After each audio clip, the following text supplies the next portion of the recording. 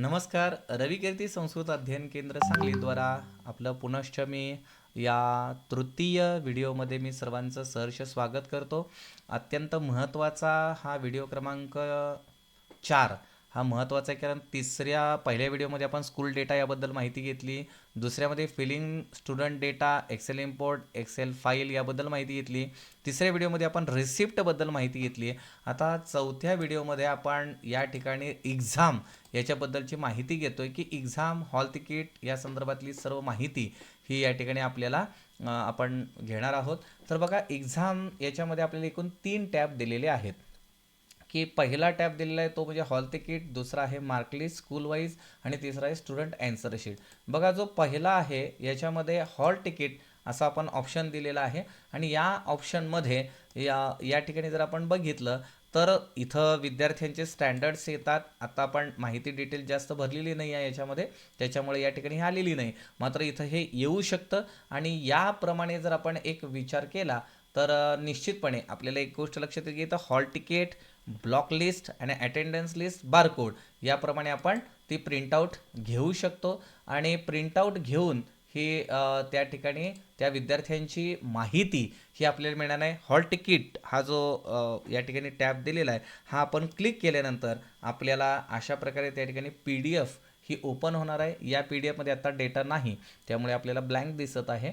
तर या ठिकाणी त्या विद्यार्थ्याची सगळी माहिती ही हॉल तिकीटच्या मध्ये ही आपल्याला ओपन होणार आहे. याची आपण प्रिंट काढू शकता, डाउनलोड करू शकता, विद्यार्थ्यांना शेअर करू शकता. ठीक आहे. शक्यतो याची प्रिंट काढावी, मुख्याध्यापकांचा सही शिक्का करून मग विद्यार्थ्यांना द्यावी.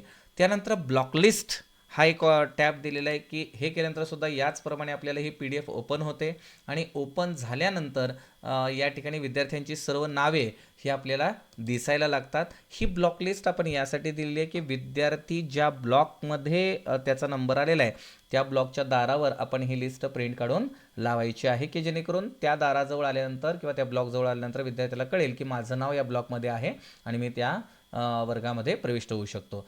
त्यानंतर अटेंडन्स लिस्ट हा टॅब या ठिकाणी दिलेला आहे की परीक्षेला विद्यार्थी आल्यानंतर त्याची स्वाक्षरी घेण्यासाठी जे पत्रक आपण प्रिंट काढतो त्यासाठी दिलेलं आहे. शक्यतो हे केंद्राकडूनच पत्रक येतं, परंतु 11th आवरला जर एखादं पत्रक आलं नाही किंवा एखादं पेज चुकून राहिलं असेल तर अशा वेळेस शिक्षकांची गैरसोय होऊ नये यासाठी म्हणून मुद्दाम आपण आपल्या शाळा स्तरावर देखील अटेंडन्स लिस्ट अवेलेबल करून दिली की आपण इथनं ही प्रिंट काढू शकता आणि त्या विद्यार्थ्यांची स्वाक्षरी घेऊन ही अटेंडन्स लिस्ट मात्र केंद्राला त्या रिटर्न पाकिटाबरोबर आपण ती पाठवायची असते. त्याचबरोबर बारकोड स्टिकर हे सुद्धा आपण या ठिकाणी ऑप्शन दिलेलं आहे. ॲक्च्युली केंद्राकडून बारकोड स्टिकर हे पूर्णपणे आपल्याला येतात, कुठल्याही प्रकारचा काही प्रॉब्लेम येत नाही. परंतु एखाद्या विद्यार्थ्याचा बारकोड फाटला असेल किंवा चिटकवताना काही अडचण झाली असेल किंवा नीट छापला गेला नसेल किंवा एखाद्या विद्यार्थ्याचा बारकोड बाय डिफॉल्ट प्रिंट झालेला नसेल किंवा आलेला नसेल आपल्याला, तर अशा वेळेस त्या विद्यार्थ्याच्या उत्तरपत्रिकेवर चिटकवण्यासाठी आपण साध्या कागदावर बारकोड प्रिंट काढू शकता. तो त्या आकाराने बरोबर कापून आपण त्या ठिकाणी चिटकवू शकता, म्हणजे त्या विद्यार्थ्याला तो बारकोड मिळून जाईल. तर या प्रकारे एक्झाममधील हे टॅब आहेत. त्यानंतर पुढचा टॅब आहे हा मार्कलिस्ट स्कूल वाईज. याच्यामध्ये आपण ज्यावेळेस येतो त्यावेळेस आपल्याला इथं स्टुडंट मार्कलिस्ट दिसतात. म्हणजे उदाहरणार्थ 7वी, 8वी, 9वी, 10वी आपल्याला ज्या विद्यार्थ्यांचं पाहायचं असेल त्यांचं आपण इथं सिलेक्ट करू शकतो. आता उदाहरणार्थ मी 10वी सिलेक्ट केलं आणि याला प्रिंट म्हटलं. अजून एक्झाम झालेली नाही, परंतु प्रिंट म्हटल्यानंतर या ठिकाणी आपल्या शाळेचा इयत्ता 10वीचा निकाल हा आपल्याला दिसतो. आता उदाहरणार्थ एवढे विद्यार्थी आहेत आणि हे विद्यार्थी इथं ॲबसेंट दाखवत आहेत. जर विद्यार्थी ॲबसेंट असेल तर इथं ॲबसेंट येईल, पण प्रेझेंट असेल तर इथं P येतं आणि त्याला किती गुण मिळाले हे या ठिकाणी रिझल्टमध्ये दिसतं. कारण बघा, इथं आपले जास्तीत जास्त मार्क 100 आहेत आणि पास होण्यासाठी कमीत कमी 36 गुण हे आवश्यक आहेत. म्हणजे 36ला पासिंग आहे, तो रिझल्ट या ठिकाणी आलेला असेल. हे आपण प्रिंट काढू शकता, डाउनलोड करू शकता PDF मध्ये, विद्यार्थ्यांना हा निकालसुद्धा आपण शेअर करू शकता. ठीक आहे. तर हा एक्झाममधील या प्रकारे याचा आपण मार्कलिस्ट स्कूल वाईज याचा आपण वापर करू शकता. मग 10वी असेल, 7वी, 8वी, 9वीचा निकाल लागला असेल तर आपण उदाहरणार्थ 7वीचे विद्यार्थी सिलेक्ट केले तर आपल्याला 7वीची PDF ही त्या ठिकाणी काय होणार आहे, ओपन होणार आहे. आता 7वीमध्ये इथं एकच विद्यार्थिनी आपली बसलेली होती, देसाई माधवी शिवराज. ॲबसेंट आहे कारण अजून तिची एक्झाम झालेली नाही आपली, त्यामुळे इथं ॲबसेंट दाखवत आहे. प्रेझेंट असेल तर इथं P दाखवतं. तिला किती मार्क्स मिळाले हे या ठिकाणी येतात. आता बघा, केंद्राकडून परीक्षा घेतली जाते, आपण वेळेत त्या उत्तरपत्रिका म्हणजेच दुसऱ्या दिवशी त्या OMR शीट या केंद्राला पाठवायच्या आहेत. त्या लगेच केंद्राला मिळाल्यानंतर केंद्राकडून त्याचं स्कॅनिंग होणार आहे आणि त्यांचा रिझल्ट या ठिकाणी दिसणार आहे. रिझल्ट दिसल्यानंतर हा रिझल्ट आपण या ठिकाणावरून काय करू शकता, PDF स्वरूपामध्ये डाउनलोड करू शकता. इथं आलं बघा, एक्सपोर्ट रिपोर्ट आहे का नाही, हे तुम्ही डाउनलोड करू शकता, विद्यार्थ्यांना व्हॉट्सअपला शेअर करू शकता, म्हणजे विद्यार्थी ते सगळे आपला निकाल पाहू शकतात. आता निकाल बघितल्यानंतर त्या विद्यार्थ्यांना या ठिकाणी काही प्रश्न असू शकतो. म्हणजे उदाहरणार्थ एखादा हुशार विद्यार्थी आहे आणि त्याला असं वाटलं की मला 90 मार्क पडलेले आहेत परंतु मला 94 मार्क मिळत आहेत. ठीक आहे, माझ्या कॅल्क्युलेशननुसार 94 गुण मिळत आहेत, तर मला पाहायचं आहे की माझे मार्क्स कुठे गेले. तर बघा, आपण ही सुद्धा सोय या ठिकाणी उपलब्ध करून दिलेली आहे. उदाहरणार्थ 7वीचा विद्यार्थी आहे, तो तुम्हाला चॅलेंज करतोय, म्हणतोय की नाही माझं बरोबर आहे, मला 94 पडायला पाहिजेत पण इथं पडलेत 90, तर मला 4 गुणांसाठी म्हणजे 2 प्रश्नांचा माझा चॅलेंज आहे आणि माझं कुठं चुकलं हे मला पाहायचं आहे. बघा, आता 7वीला आहे, त्या विद्यार्थ्याला विचारायचं तुझं नाव काय आहे, ते विद्यार्थी सांगितले माझं नाव देसाई माधवी शिवराज आहे. तर या ठिकाणी तो विद्यार्थी सिलेक्ट करा आणि इथं प्रिंट हा ऑप्शन दिलेला आहे बघा. मग हा प्रिंट ऑप्शन त्या ठिकाणी आपण यायचं आहे. बघा, आपण कुठून आलेलो आहे, एक्झाममध्ये स्टुडंट ॲन्सर शीट सिलेक्ट केलेला आहे, इथं यायचं आहे. इथं येऊन आपण त्याची स्टँडर्ड त्याला विचारा कितवीला आहे, 7वी 8वी 9वी 10वी जे काय असेल. उदाहरणार्थ तो 7वीला आहे, आपण 7वी सिलेक्ट केलं. 7वीमध्ये अनेक विद्यार्थी असतील, इथं एकच नाव आहे आपण भरलेल्यापैकी देसाई, तर आपण त्याला सिलेक्ट करायचं आहे. बऱ्याच वेळा आपण हे सिलेक्ट करत नाही त्यामुळे ते प्रिंट होत नाही. तर इथं सिलेक्ट करा, देसाई माधवी म्हणेल आणि याला खाली येऊन इथं प्रिंट म्हणा. फक्त सिलेक्ट केल्यानंतर प्रिंट होत नाही, खाली प्रिंट येऊन म्हणावं लागेल.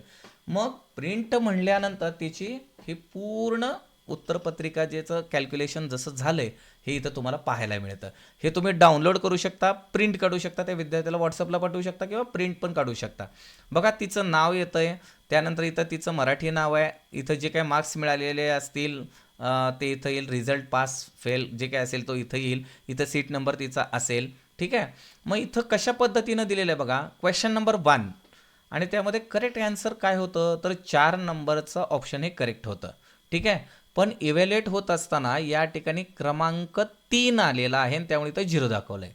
जर इथं करेक्ट आन्सर 4 आहे तर इथे इव्हॅल्युएट कोड 4 येणार, तिने 4ला पर्याय क्रमांक 4ला गोल केलं तर इथं 4 येणार, इथं 2 मार्क तिला दिसतील.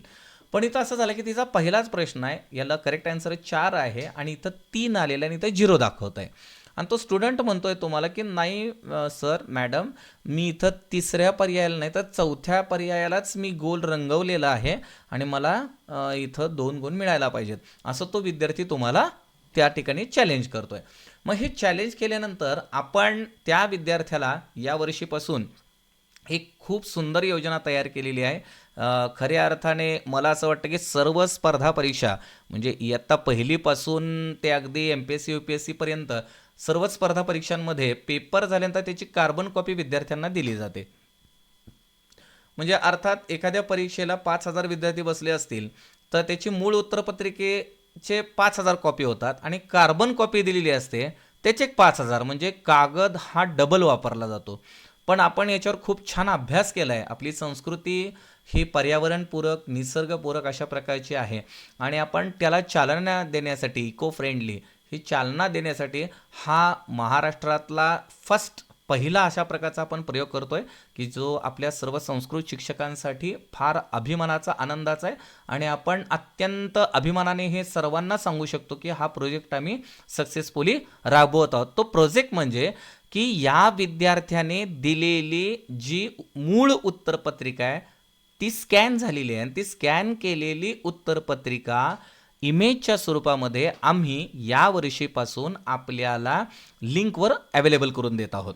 हे आपल्याला लिंक येईल, त्या लिंकवर आपण जायचं आहे. लिंकवर गेल्यानंतर आपला सेंटर नंबरचा फोल्डर आपण निवडायचा आहे. त्या फोल्डरमध्ये गेल्यानंतर आपल्या शाळेतून जेवढे विद्यार्थी परीक्षेला बसलेले होते त्या सर्वांच्या JPG इमेजेस हे आपल्याला त्या ठिकाणी पाहायला मिळतील. मग त्या विद्यार्थ्याची जी काही स्कॅन कॉपी असेल ती तुम्ही निवडू शकता, ती डाउनलोड करू शकता, त्याची प्रिंटआउट घेऊ शकता. कलर प्रिंटआउट घ्या, ब्लॅक अँड व्हाईट प्रिंटआउट घ्या आणि घेतल्यानंतर त्या विद्यार्थ्यांनी पाहिलं की क्रमांक 1 चा प्रश्न मी गोल क्रमांक 4 ला रंगवलेलं आहे.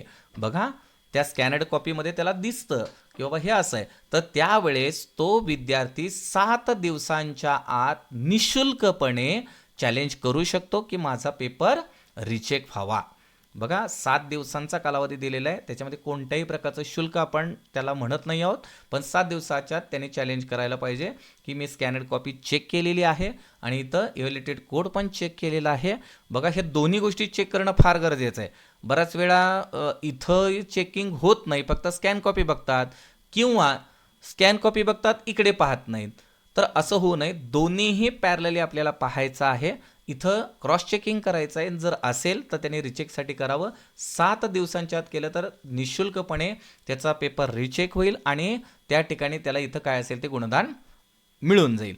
7 दिवसानंतर पुढील 7 दिवसांमध्ये तो सशुल्क याप्रमाणे तो चॅलेंज करू शकतो. म्हणजे 7 दिवस निघून गेलेले आहेत आणि पुढच्या 7 दिवसांमध्ये तो विद्यार्थी सशुल्क म्हणजे त्या ठिकाणी जे काही शुल्क केंद्राद्वारे सांगितलं जाईल त्याप्रमाणे ते शुल्क भरून तो त्या ठिकाणी काय करतो चॅलेंज करू शकतो. परंतु जर स्कॅनर्ड कॉपीमध्ये इथं 3च आहे आणि इथं देखील 3च दिसत आहे, मग मात्र त्याचे कुठल्याही परिस्थितीमध्ये मार्क वाढणार नाहीत, कारण अपेक्षित उत्तर क्रमांक 4चा आहे आणि त्यांनी जो गोल रंगवलेला आहे तो 3 किंवा 2 किंवा 1चा रंगवलेला आहे. त्यामुळं त्याला मात्र त्या ठिकाणी रिचेक होणार नाही किंवा गुणदान होणार नाही. याची पूर्ण दक्षता आपण सर्वांनी घ्यावी आणि त्याप्रमाणे असं प्रत्येक विद्यार्थ्याचा डेटा हा आपल्याला पूर्ण 50 प्रश्नाच्या बाबतीत दिसून येतो. आता इथं काही आपल्याला रिमार्क्स दिलेले आहेत बघा. म्हणजे जर काही विद्यार्थ्यांच्या समोर पी आलेलं असेल तर ऑप्शन पार्टली मार्क्ड, म्हणजे त्या विद्यार्थ्याचं स्कॅनिंग होत असताना नीट झालेलं नाही. त्याचं कारण का की त्याने अर्धवट गोल रंगवलेला आहे असा त्याचा अर्थ आहे. पी हा शेरा जर आलेला असेल त्याच्यासमोर तर म्हणून विद्यार्थ्यांनी पूर्ण गोल ब्लॅक पेननी व्यवस्थित रंगवणं हे गरजेचं आहे. त्याच्यानंतर डब्ल्यू हा आलेला असेल तर रॉंग ऑप्शन मार्क केलेला आहे त्याने किंवा एकापेक्षा जास्त ऑप्शन मार्क केलेले असतील तर त्या ठिकाणी डब्ल्यू हा त्या ठिकाणी शेरा येणार आहे. त्यामुळं विद्यार्थ्यांनी या बाबतीत हे कटाक्षाने पाळावं की आपल्याला या ठिकाणी व्यवस्थित गोल रंगवायचे आहेत. तर एक्झाममधील या 3 टॅबचा वापर याप्रमाणे आपण करू शकता.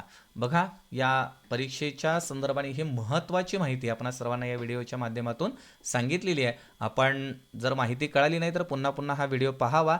या पलीकडे जर आपली काही शंका असेल तर आपण निश्चितपणे केंद्राला संपर्क करू शकता. या व्हिडिओमध्ये आपण एक्झामबद्दलची संपूर्ण माहिती घेतलेली आहे. धन्यवाद. नमस्कार.